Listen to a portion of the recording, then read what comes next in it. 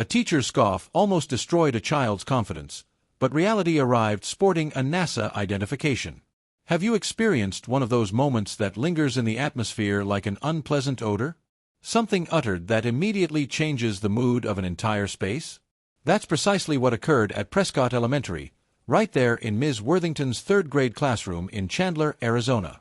It was Career Week, one of those yearly traditions where children sit with crossed legs on a carpet while parents march in, displaying props like stethoscopes, construction helmets, or computers. Some children glowed with excitement, others retreated inward.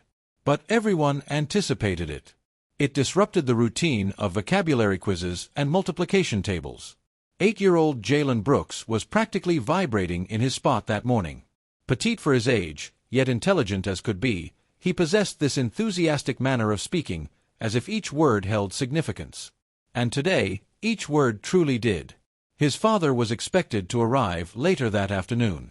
So when Mr. Denton requested the class to share what their parents did professionally, Jalen straightened up like he'd been practicing for weeks. "My dad," he announced, chest swelling with pride, "works at NASA."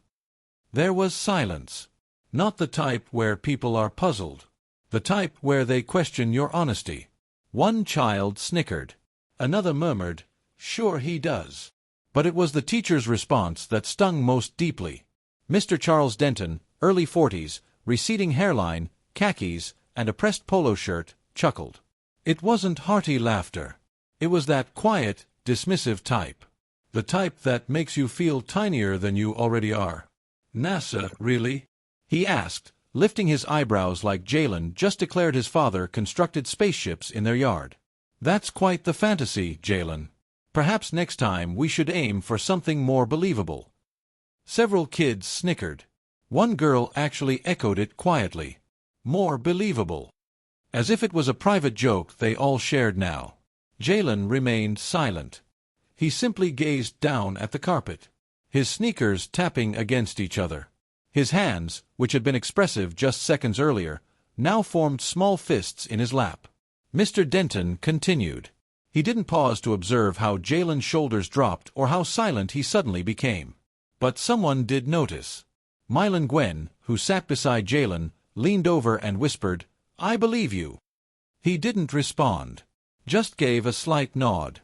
Eyes still focused downward. The remainder of the morning passed in a haze. Jacob's father was a firefighter.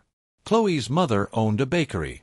Parents arrived and departed, received applause, thanks, embraces. But Jalen simply sat there attempting to vanish into the floor covering. At lunch, he barely touched his meal. Didn't laugh when the other boys began performing silly movements near the vending machines. Didn't rush for the playground equipment like usual because something about that moment lingered. Not just the laughter, not even the disbelief. It was the casualness of it. How effortlessly a grown man, someone supposed to encourage him, dismissed him without consideration. But what Mr. Denton was unaware of was this. Jalen wasn't guessing. He wasn't exaggerating. He hadn't invented it because it sounded impressive. Everything he stated was accurate.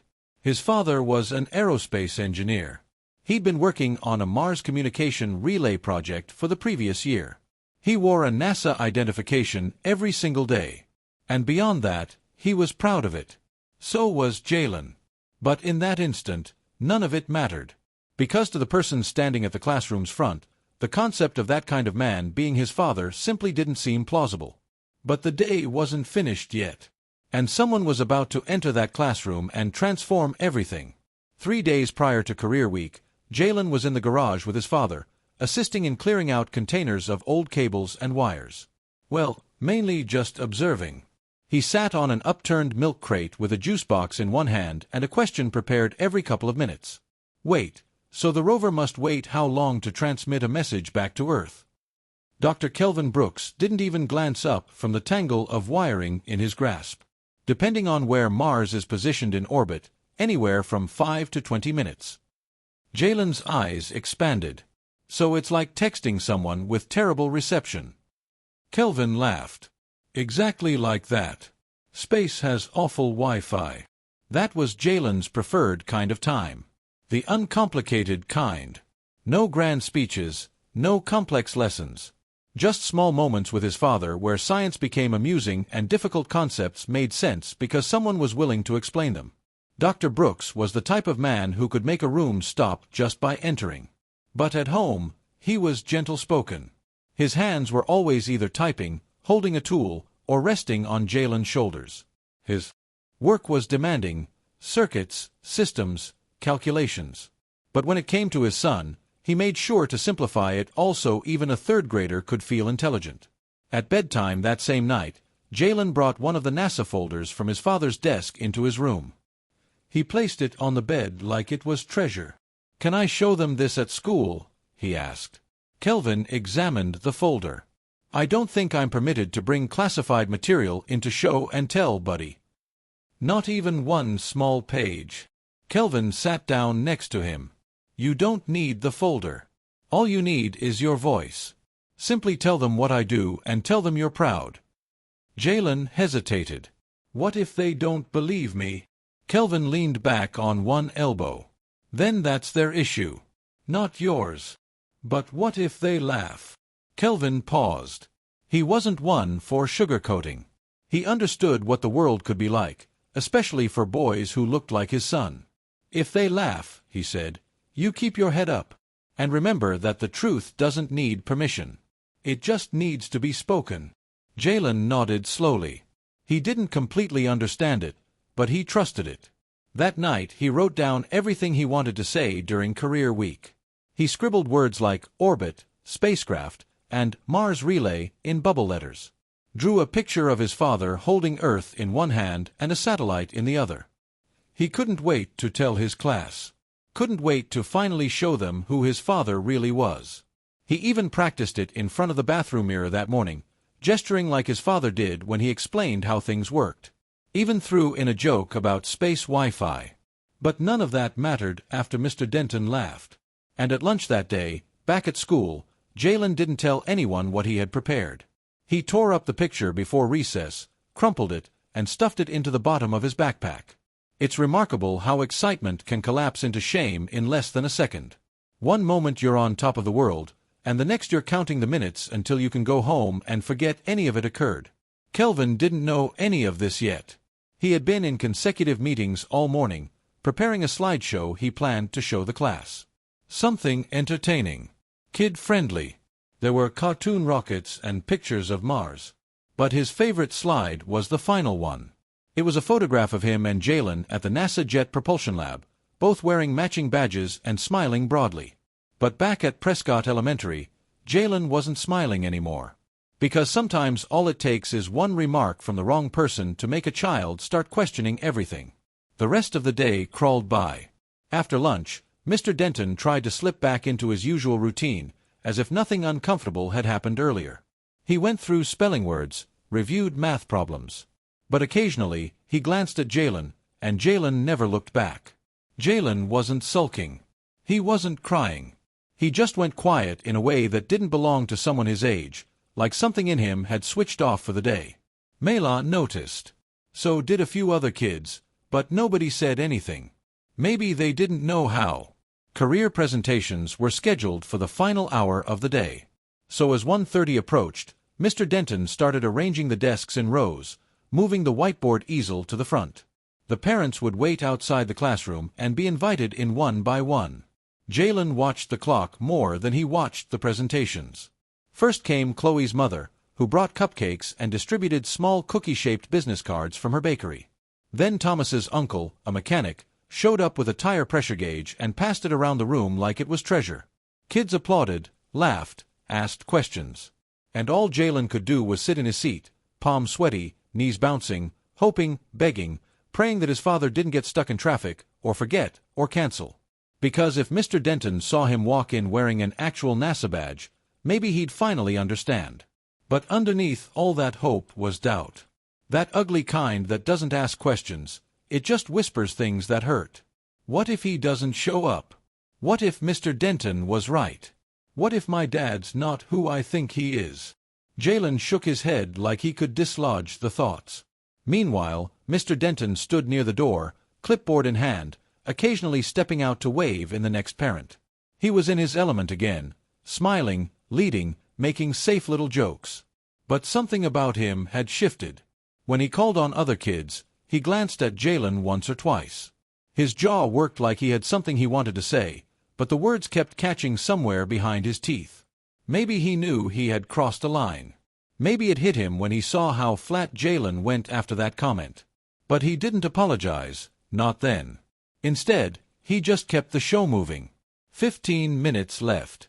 For parents to go. Jalen checked the door every few seconds now, waiting to see his father's silhouette. The tie, the suit jacket, the slow, steady walk. He imagined it like a movie in his head. Only now, he wasn't so sure how it would end. "All right," Mr. Denton said, glancing at his list. "Up next, we have—" He stopped mid-sentence, because the door had already opened.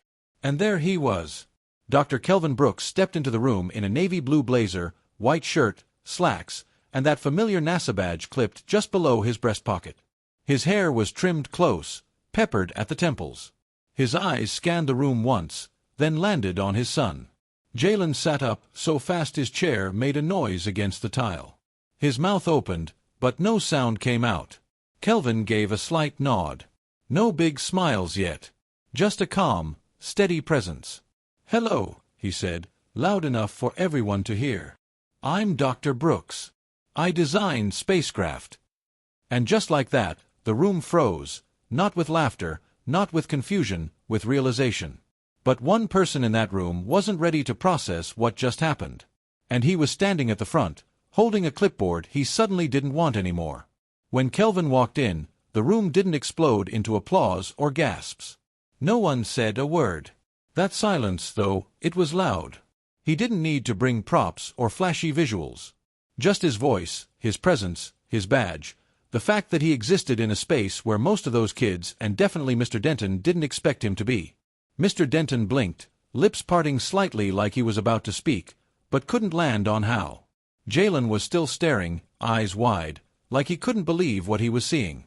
And truth be told, part of him had started to believe his father wouldn't come.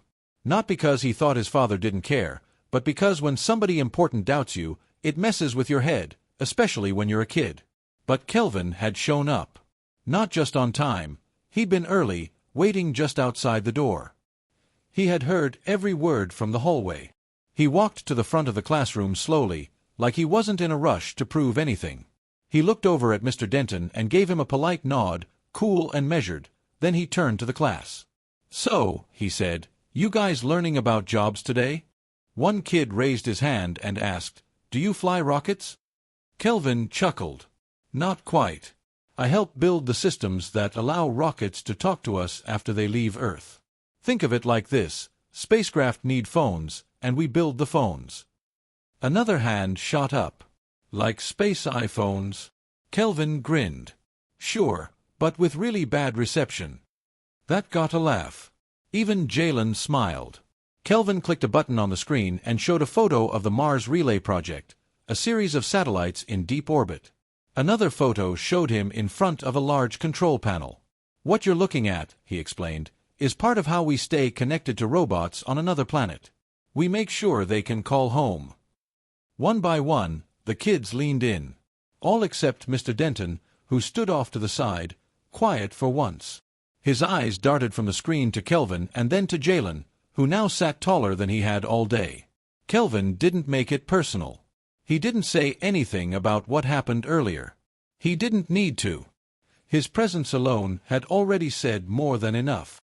But just before wrapping up, he paused. Looked directly at the class. "By the way," he said, his voice calm, "I heard someone earlier say that working at NASA might be unrealistic." He let the word hang in the air just long enough. He turned to Jalen.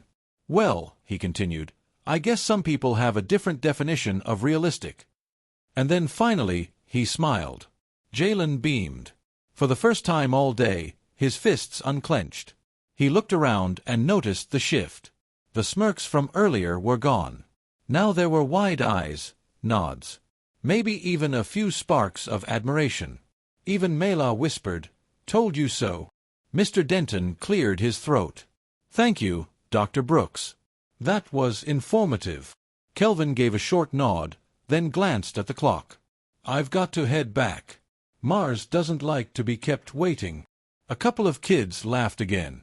As he walked past Mr. Denton toward the door, he stopped for half a second. "I hope your students always feel heard," he said softly, "especially the ones who dream big." And with that, he was gone. But the tension he left behind, that stayed. And now it was up to Mr. Denton to figure out what to do with it. Mr. Denton stood frozen for a full beat after Dr. Brooks walked out. One hand on his clipboard, the other dangling by his side like he wasn't sure where to put it anymore.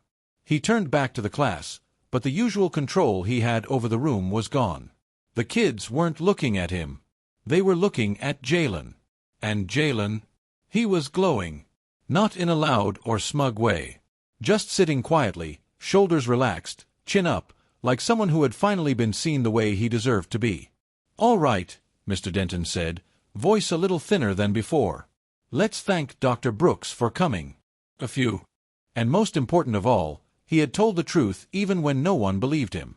And somewhere inside that classroom, a teacher had been reminded of a lesson he'd forgotten along the way, that kids carry dreams bigger than most adults' expectations. And when we dismiss those dreams, we don't just shrink their imagination. We shrink their voice. Jalen stayed loud and clear and real. Because the truth doesn't need permission. It just needs someone brave enough to say it out loud. If you've ever been doubted, overlooked, or told to be more realistic, remember this: other people's limits don't define your path. Keep showing up. Keep speaking your truth. And if you're ever in the position to believe in someone when nobody else will, do it. You might just change everything. Kids clapped. Mela led it, some followed. Mr. Denton tried to move on like normal, but the balance had shifted. He started to introduce the next parent, but there was hesitation in his tone. Like he knew anything said now would fall flat.